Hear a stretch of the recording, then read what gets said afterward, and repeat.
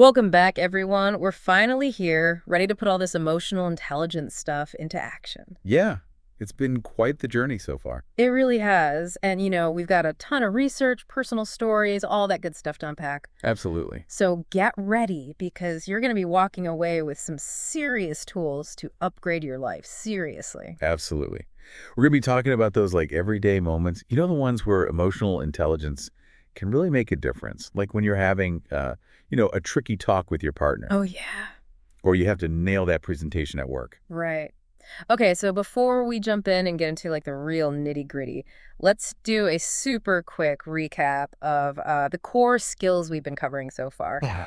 Kind of like reviewing the emotional intelligence toolkit, right? Yes, definitely. We've got identifying those emotions, figuring out how to manage those feelings that just kind of like take over sometimes. Absolutely. And we can't forget about empathy. Oh, and self-awareness. Yeah. Getting to know your own emotional landscape. And of course, all those super important social skills that help us connect with everyone else. Right. So it's like we've got all the tools laid out in front of us, but how do we actually use them, like out in the wild? Yeah, that's the key. I was reading about this thing called active listening, Uh-huh. where instead of trying to come up with like solutions for someone who's having a hard time, you just reflect their feelings back to them. Have you heard of this? Oh, yeah, for sure. It seems so simple, It is. but everything I'm reading is saying that it can like seriously strengthen relationships. Yeah, and what's really interesting about it, Right. it kind of taps into this really deep human need for validation. Oh, interesting. Yeah, when we're struggling, having someone just acknowledge our feelings without judgment, like without trying to fix it, Uh-huh. that could be so powerful. I can see how that would just make someone feel heard, like really heard and understood, Yeah, Instead of feeling like they've got to, defend themselves or how they're feeling. Mm-hmm. But okay, hear me out on this. What if the person is just being completely unreasonable? Oh, yeah, I see what you mean. Like, does active listening still apply in those situations? That's a great question. So active listening doesn't mean you have to agree with someone Right. or condone their behavior at all. Oh, okay. It's more about creating that safe space Yeah. for them to, process their emotions. Mm-hmm. And that can actually help de-escalate things. Okay, yeah, that's a really helpful distinction. So it's not about like suppressing your own feelings No, not at all. or letting someone just walk all over you. It's more about trying to see where they're coming from emotionally Yeah, trying to understand. so that you can respond in a way that actually gets somewhere. Exactly. Okay, that makes a lot of sense. And when you create that space for understanding, Yeah. it can really open the door for, a more productive and helpful conversation. I love that. Okay, let's switch gears for a second. Let's talk about something that happens to like literally all of us. Getting tough feedback. Yeah. I know that for me, when I get negative feedback, my instant reaction, my gut reaction is to get defensive. Right. So how can emotional intelligence, all this stuff we're talking about, help us navigate those situations, especially at work? So emotional regulation is super important here. It's about, being aware of your own emotional triggers Okay. and having strategies in place to manage those really intense feelings Mm-hmm. before they totally take over your behavior. It's like hitting the pause button on your reaction Oh, I like that. before you like totally lose it. Yeah. So you can choose a more thoughtful way to respond. So instead of like immediately firing off that angry email Oh, yeah. or saying something I'll probably regret later, On I edge. can like take a few deep breaths, maybe even excuse myself for a minute to collect my thoughts. Exactly. Even a short pause can help a lot. Mm. It helps you tap into that part of your brain that's responsible for rational thinking, Mm-hmm. your prefrontal cortex. Mm-hmm. And then you can choose a better response. Okay. So it's like giving yourself a chance to move from reacting to like actually responding. Yeah. Yeah, that's a good way to put it. But what about when you're on the other side of that? When someone else is having the meltdown? Uh-huh. I mean, those situations can be so uncomfortable. Totally. Yeah. It's completely natural to feel weird when someone's directing all that anger or frustration at you. Mm. But that's where empathy can really help. Okay, so it's about trying to understand their perspective, even if you don't agree with how they're acting. Exactly. It's important to remember that everyone's dealing with their own stuff. Mm-hmm. And sometimes those emotions just kind of spill over. It doesn't excuse their behavior, but it can help you respond with a little more compassion and understanding.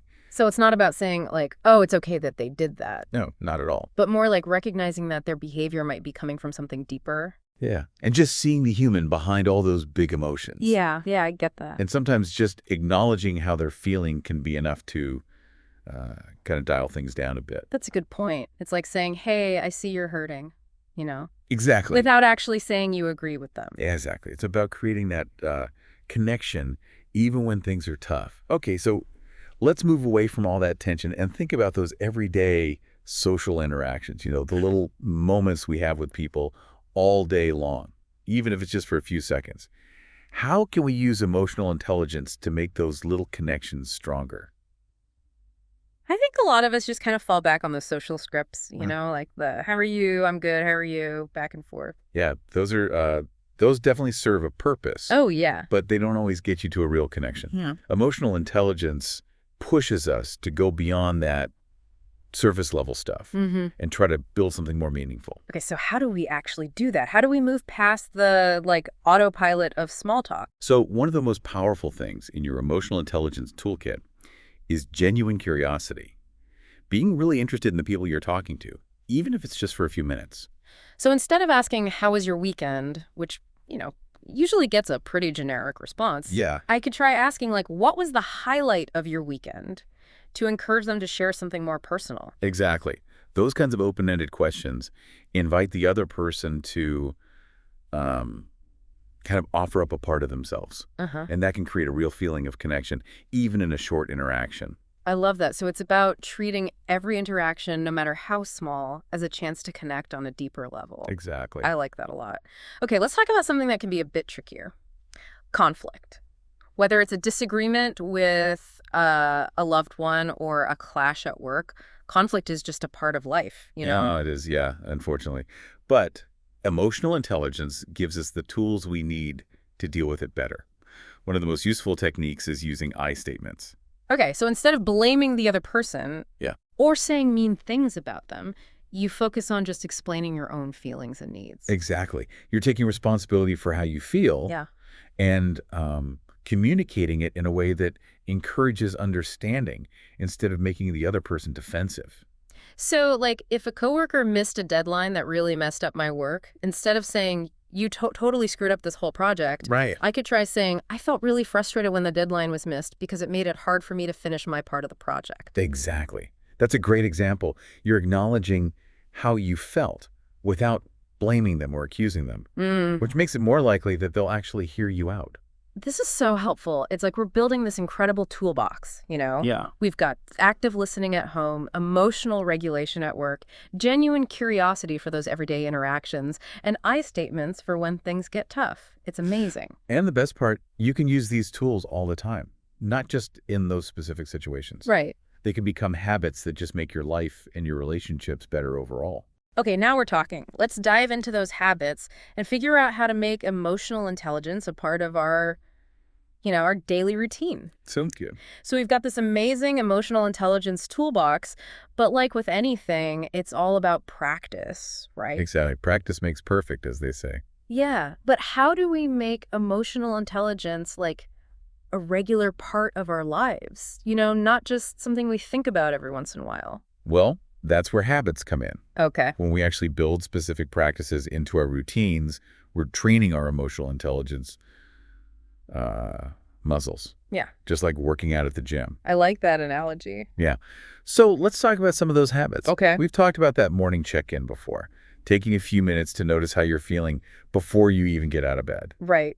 To be honest, sometimes my morning check-in is just me realizing I need coffee, desperately. And that's totally fine. The important thing is to create that space for awareness. Yeah. Even if it's just for a second. Some days, your emotions might be calm and you feel good. Other days, you might wake up feeling anxious or stressed. The point is to just notice those feelings, whatever they are. Yeah. So you can approach your day, more intentionally. So it's like checking in with myself before I even look at my phone or start scrolling through social media. Exactly. And that pause, even if it's short, can make a big difference. You can actually choose how you respond to, all the stuff that comes up during the day. Instead of just letting my emotions run wild. Yeah, instead of being totally reactive. That makes sense. What about that evening reflection? We've mentioned it before, but I'd love to hear more about, how we can actually use it to improve our emotional intelligence. Think of the evening reflection like a debrief of your day. You know, Okay. it's a time to process everything that happened and learn from it. It's not about dwelling on the negative or beating yourself up for mistakes. Gotcha. It's more about looking at your emotional highs and lows uh, with curiosity and compassion. So I could ask myself things like, what made me feel certain emotions today?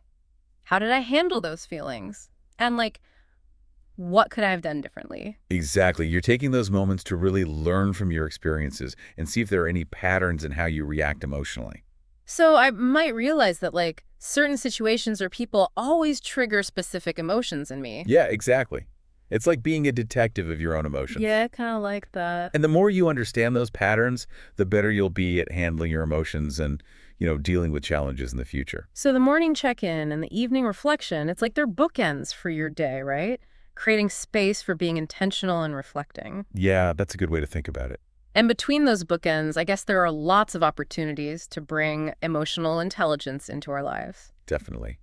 Remember those mindful pauses we talked about? Yeah. You could do those all throughout your day, creating those moments of awareness. Like before you respond to that email that's making you furious, you can take a few deep breaths, walk away from your computer for a bit, just to calm down. Yeah, good idea. It's about breaking that automatic stress response and choosing to be more mindful. And you can do that anywhere, like waiting in line at the store, on your commute to work, or even doing the dishes. It's like adding those mini moments of mindfulness to our daily routines. Exactly. And even those little moments can have a ripple effect, not just on your own well-being, but also on how you interact with others. When you're more present and aware of your own emotions, you can better understand the emotions of those around you. That makes sense. Like you're creating more room for empathy and understanding for yourself and everyone else. Exactly. Okay, let's talk about another habit that's super important for developing emotional intelligence: continual learning. Okay. It's like any other skill. Mm. The more we learn, the more we grow. There are so many resources out there that can help us deepen our understanding of emotional intelligence. Books, podcasts, you name it. That's great. I love learning new things. So, are there any books you recommend? I'm always looking for something new to read. One book that I always recommend is Emotional Intelligence 2.0. Okay. It gives you really practical steps to increase your EQ with assessments and strategies that you can adapt to your own needs. That sounds great. I'll check it out. Yeah. I've also heard great things about Brené Brown's work, especially her book, Dare to Lead. It talks about the power of vulnerability and courage, which seem, pretty connected to emotional intelligence. Oh, Brené Brown is fantastic. Her work is so insightful. Uh-huh. And if you're interested in the science behind emotions, I highly recommend The Upward Spiral. It explains how our brain handles emotions and offers really helpful tips for managing anxiety, depression, that kind of thing. Wow, that's a lot of great recommendations. I'm definitely adding those to my list. But with all this information out there, it can be tough to know where to begin. That's true. And it's important to remember that you don't have to become an emotional intelligence guru overnight, right? Right. Just start small, pick one or two skills to focus on, and practice them regularly. It's like learning a new language or a musical instrument. Mm. You wouldn't expect to be fluent or playing a concerto after a few lessons. It takes time and patience. That's a good point. It's all about making progress, not being perfect. Exactly. Speaking of progress, how do we know if we're actually getting better at this whole emotional intelligence thing? Feedback. Don't be afraid to ask your friends, family, colleagues for honest feedback. Mm-hmm. You could say something like, "Hey, I'm working on being a better listener. Do you think I'm getting better at understanding and responding to you?" Asking for feedback on my EQ, that's scarier than asking for a raise. I know it can feel vulnerable, but it's so helpful to get that outside perspective. And it shows you're committed to growth, which is huge for emotional intelligence. Okay, challenge accepted. I'll try it.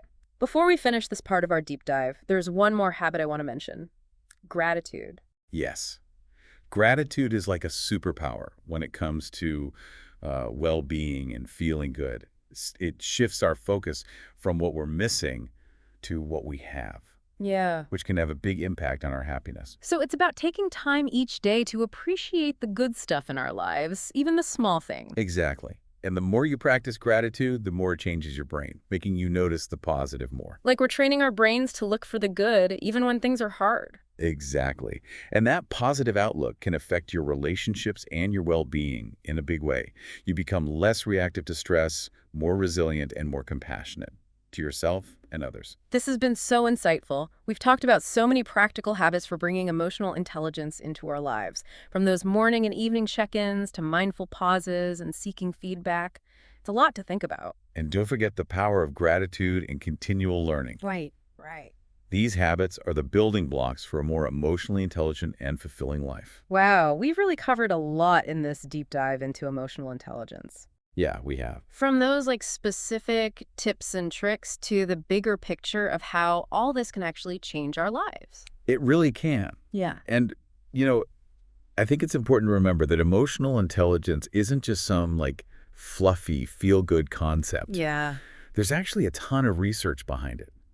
It shows how powerful it can be for our well-being, our relationships, even our success. That's a great point. It's easy to think of emotional intelligence as, soft or less important than, say, IQ or something. Right, exactly. But the research is saying something completely different. It is. Studies have actually shown that people with higher emotional intelligence, they tend to have stronger relationships, they're happier at work, they're even better leaders. That makes total sense when you think about it. I mean, if you can understand and manage your own emotions, you're going to be better at handling challenges, connecting with people, and inspiring those around you. Absolutely. Think about leadership, for example. Oh. A leader with high emotional intelligence, they can create a work environment that's more positive and productive by encouraging open communication, recognizing people's strengths, and dealing with conflicts effectively. It's like they're creating this culture where everyone feels safe to be themselves, like they're seen and heard and valued. Exactly. And that kind of environment, well, it leads to better teamwork, more innovation, and more success overall. Totally. But it seems like the benefits of emotional intelligence go way beyond work, right? They do, yeah. They could really improve our personal well-being, too. In what ways? Well, emotional intelligence gives us the power to regulate our emotions, cope with stress, and bounce back from setbacks. When we can identify and manage how we're feeling, we're less likely to get overwhelmed by those tough emotions, like anxiety, anger, sadness. So it's not about pretending those negative feelings aren't there. Yeah. It's more about having the skills to work through them in a healthy way. Exactly. Emotional intelligence helps us ride the waves of life, the ups and downs. It's like having a stronger internal compass to help us through those emotional storms. I love that analogy. Okay, so we've talked about the individual benefits and the impact at work. But I'm curious about the bigger picture, what does emotional intelligence mean for society as a whole? Can it help create a more just and equitable world? That's such an important question. And the answer is yes. Emotional intelligence is key for building empathy, understanding, and compassion. When we work on our emotional intelligence, we become more aware of other people's experiences and viewpoints, especially those who are different from us.